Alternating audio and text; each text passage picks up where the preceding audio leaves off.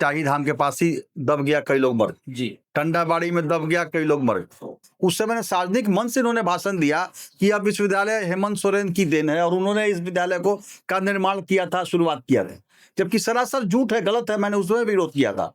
तो ऐसे विश्वविद्यालय के वाइस चांसलर ऐसे लोग आएंगे जो केवल सरकार के मुखिया का पिछलग्गू बन करके काम करेंगे, तो ऐसे विश्वविद्यालय में पढ़ाई की उम्मीद क्या कर सकते? 6 जुलाई को जनसंघ के संस्थापकों में शामिल श्यामा प्रसाद मुखर्जी जी की जयंती है और भाजपा ने एक वृहद कार्यक्रम का आयोजन करने का निर्णय लिया है।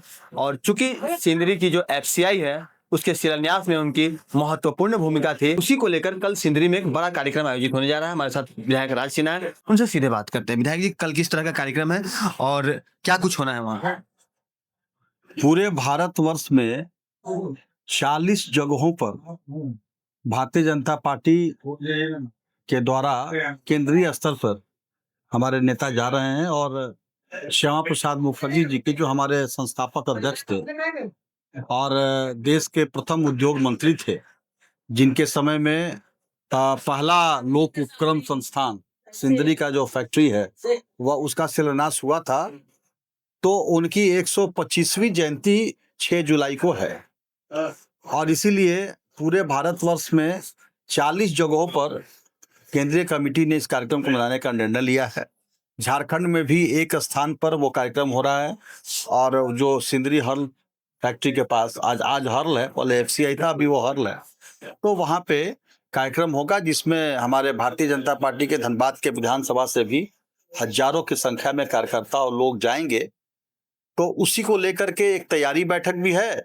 मुख्य अतिथि के रूप में सुकांतो मजूमदार जी जो केंद्रीय राज्य मंत्री हैं वो आ रहे हैं और हमारे प्रदेश के नेता भी रहेंगे। और हेमंत सोरेन का पिछला कार्यकाल भी देखे तो कोई नया वैसा उद्योग देखने को नहीं मिला जिससे कि बल्क में लोगों को रोजगार मिलता। रघुवर दास जी की सरकार थी तो निरसा में एक फैक्ट्री आया था, ओम बास्को जी। उनके समय में वो शुरू हुआ था, लेकिन उसके बाद की जब सरकार आई तो धनबाद, ये तो शहर क्षेत्र छोड़ दीजिए, जो अगल बगल के इलाकों में जिले के संदर्भ में बोल रहा हूँ, हाँ, कोई नया फैक्ट्री तो उद्योग नहीं स्थापित हुआ है। इसके बहुत से कारण हैं, कानून व्यवस्था है, पूरा लॉ एंड ऑर्डर है। आप तो देख ही रहे हैं कि जब विधायकों को इस प्रकार से, सांसद को, विधायक को रंगदार जो है वो रंगदारी मांगने के लिए फोन करते हैं, धमकाते हैं।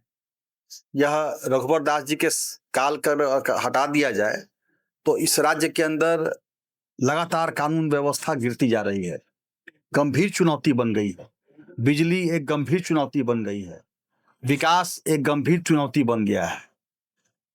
कानून व्यवस्था की तो बात ही करना, रोज मर्डर, रंगदारी, अभी आप देखें पुलिस वैन से खींच करके किस प्रकार से जमशेदपुर में पुलिस के सामने एक युवक की, हिमांशु सिंह की हत्या कर दी गई। तो यह वातावरण जो यहाँ का बिगड़ा और जो ये जेएमएम कांग्रेस की सरकार जो विकास विरोधी सरकार के रूप में जानी जा रही है, यह सरकार केवल झूठ बोल करके, मुख्यमंत्री ने खुद घोषणा बनने के पहले घोषणा किया था कि 5 लाख युवकों को हम नौकरी देंगे, नहीं तो राजनीति से संन्यास ले लेंगे। उसके बाद जब चुनाव आया फिर उन्होंने किया कि हम पेट्रोल सब्सिडी देंगे युवकों। तो ये सारी घोषणाएं झूठी साबित हुई। और उसके बाद महिला सम्मान के नाम पर पैसा बांटने का, तो ये मुख्यमंत्री या सरकार कभी चाहते ही नहीं है कि राज्य के लोग सक्षम हो, यहाँ के युवक सक्षम हो। ये केवल इसी प्रकार से ये बांटेंगे, वो बांटेंगे, ये देंगे, वो देंगे कह करके और लोगों को ठग करके अपने सरकार में बने रहने के लिए कभी ये ग्रुप, कभी वो ग्रुप, कभी ये जात, कभी वो जात, कभी इसी आधार पर वो यहाँ राजनीति करके अपना रोटी सेक रहे हैं। और तो सरकार को न विकास से मतलब है, न इस राज्य के युवकों को रोजगार देने से मतलब है। कहाँ गया 32 का खतियान, कहाँ गया स्थानीयता, कहाँ गया, ये सारे मुद्दे गौण हो गए हैं। लेकिन एक समस्या जो अभी दिख रही है, अपना जो बगल में बीबीएमकेयू है, आज के समय में वहाँ के शैक्षणिक माहौल नहीं लग रहा है कि बहुत अच्छा चल रहा है और न तो स्टूडेंट सही से स्कूल कॉलेज आ रहे हैं और ना ही वहाँ पर फैकल्टी जो है वो आ रहा है। ऐसे में पढ़ाई का बंटाधार हो रहा है। बिल्कुल, मैं आपकी बात से सहमत हूँ। बड़ी संघर्ष के बाद विनोद बिहारी महतो कोयलांचल विश्वविद्यालय का निर्माण हुआ था। खुद मुख्यमंत्री रघुवर दास जी आकर के इसका शिलान्यास किए थे। सारा, बल्कि शिलान्यास के पहले मुझे गर्व है कहने में, कह सकता हूं गर्व से, कि झारखंड के किसी विश्वविद्यालय में नहीं था, लेकिन इस विश्वविद्यालय के बनने के बाद इसका पूरा बिल्डिंग, बढ़िया से बढ़िया बिल्डिंग, और जितने भी फैकल्टी थे, जितने पोस्ट थे, सारे सैंक्शन करा करके तब शिलान्यास हुआ था। लेकिन आज यहाँ का, जब फिर मैं कहूंगा कि रघुवर दास जी की सरकार थी, जो उस समय वाइस चांसलर आए थे, उन्होंने यहाँ काम किया, विश्वविद्यालय को आगे बढ़ाने का काम किया।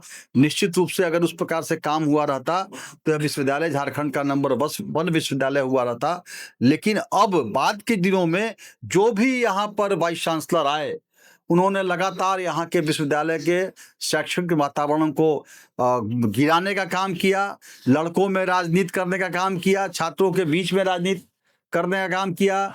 छात्र शिक्षक के अंदर कोई कोऑर्डिनेशन नहीं है, कोई वहाँ पर वातावरण नहीं है। कभी मैं अखबारों में पढ़ता हूँ कि बिजली नहीं है, कभी पढ़ता हूँ कि पानी नहीं है, कभी पढ़ता हूँ कि वहाँ जो जाने वाले छात्रों को सुविधाएं नहीं मिल रही, शिक्षकों को सुविधाएं नहीं मिल रही। और जो भी वाइस चांसलर आपने देखा होगा, जब पिछले कन्वोकेशन में हम लोगों ने, सभी विधायकों ने विरोध किया था, तो ये इनका काम आप देखे होंगे। जब मुख्यमंत्री आए थे, राज्यपाल आए थे और विनोद बाबू के मूर्ति का अनावरण था, उस समय सार्वजनिक मंच से इन्होंने भाषण दिया कि अब विश्वविद्यालय हेमंत सोरेन की देन है और उन्होंने इस विद्यालय का निर्माण किया था, शुरुआत किया था, जबकि सरासर झूठ है, गलत है। मैंने उसमें विरोध किया था।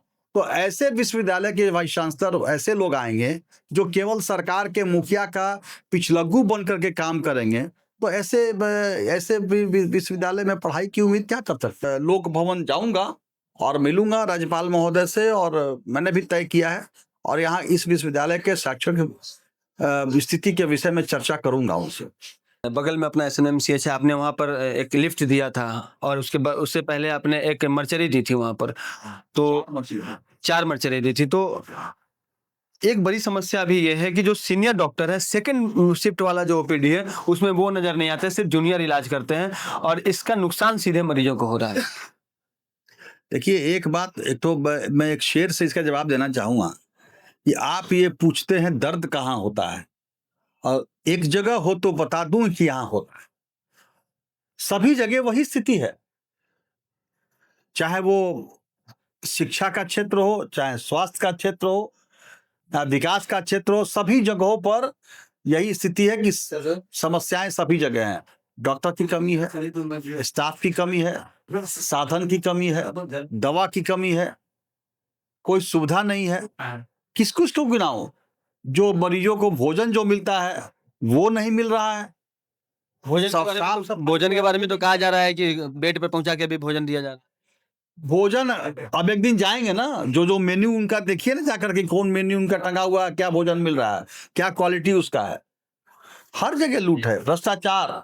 आप देख रहे इस राज्य के अंदर, जब कर्मचारियों के वेतन के भ्रष्टाचार हो गए, हजारों करोड़ रुपए ट्रेजरी घोटाला हुआ, 1000 करोड़ रुपए का, इस सरकार से और ऐसे लोगों से क्या उम्मीद कर सकते हैं। अभी थोड़ी देर पहले आपने कहा कि विधि व्यवस्था बहुत खराब अवस्था में पहुंच गई है, लेकिन इसके पीछे की वजह जो है वो है इलीगल माइनिंग, कोयला, और उस पर वर्चस्व की लड़ाई। आपके नजर में अभी ये जो लड़ाई है वो किस मुकाम तक पहुंची है, और आगे इस पर कुछ अनहोनी की आशंका आपको दिख रही है क्या? ये जो विवाद है, इस विवाद में कहीं ना कहीं सबका अहम टकरा रहा है। मुझे तो लगता है कि सबको बैठ करके, पक्ष हो विपक्ष हो, सबको बैठ करके और धनबाद को कैसे बचाया जाए। जो अवैध माइनिंग से होने वाले रोज लोगों की मौत हो रही है। आज ही कल अखबार में पढ़ा कि चिटाही धाम के पास ही दब गया, कई लोग मर जी, टंडाबाड़ी में दब गया, कई लोग मर। तो कैसे अब केंदुआ में सड़क बंद कर दिया गया, ढाई महीना हो गया, किसी को चिंता नहीं है कि हाँ सब लोग मिलजुल करके वहां राष्ट्रीय आंदोलन करने गए तो बाकी लोग किनारे हो कि तो राष्ट्रीय का विषय है। ये नहीं देख रहे हैं कि धनबाद का सबसे प्रमुख क्षेत्र है, सबसे प्रमुख सड़क है, और केंदुआ में हजारों यहाँ के नागरिक, व्यवसायी, व्यापारी सब लोग बाधित हो रहा है, उनका परेशान हो रहे हैं। सब लोग को मिलजुल के उसकी लड़ाई। तो ये धनबाद में आवश्यकता है आज के दिन में सब लोग को एकजुट होकर के धनबाद की बात करना, धनबाद की समस्याओं का समाधान के निराकरण के लिए काम करना। इलीगल माइनिंग के विरुद्ध भी लोगों को एकजुट होना चाहिए। बिल्कुल होना चाहिए सबको। अगर जो शुभचिंतक है, जितना बड़ा बड़ा भाषण देता है, सब लोग को खड़ा होना चाहिए, 101 मंच पे आना चाहिए और सब लोग संकल्प ले कि हम जहाँ है वहाँ इलीगल माइनिंग नहीं होने देंगे। चलिए, तो ये विराज सिन्हा थे, इन्होंने कई चीजें जो बताई हैं। धनबाद में सभी जनप्रतिनिधियों को एक मंच पर आने का आह्वान किया है। बहरहाल देखना यह होगा कि मंच पर सभी एक साथ आते हैं या फिर बातें सिर्फ बातें रह जाती हैं। सहयोगी रोशन के साथ राजकुमार जायसवाल, 11 स्कोप धनबाद।